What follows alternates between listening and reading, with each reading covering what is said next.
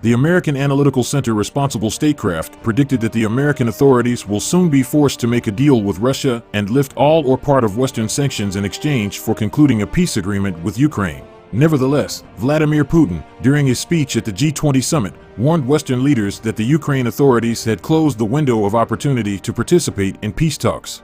At the same time, the Russian leader did not rule out the possibility of holding such talks with Western countries and, in particular, with the United States. American analysts noted that the so-called destructive sanctions did not have a serious impact on the Russian economy. Given the lack of further leverage on Russia, the authors of the article call on the White House to lift anti-Russian sanctions. They draw attention to the fact that attempts by Western countries to isolate Russia have caused the opposite processes. This brought Russia closer to China, Iran, North Korea, the countries of the Middle East, and Africa.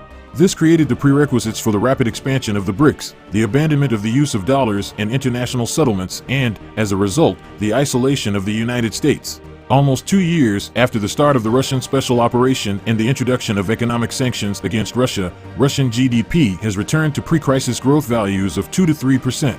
Seeing how the Russian authorities are calmly experiencing economic and military pressure from Western countries, more and more countries around the world, including U.S. allies, are beginning to sympathize with Putin and his entourage.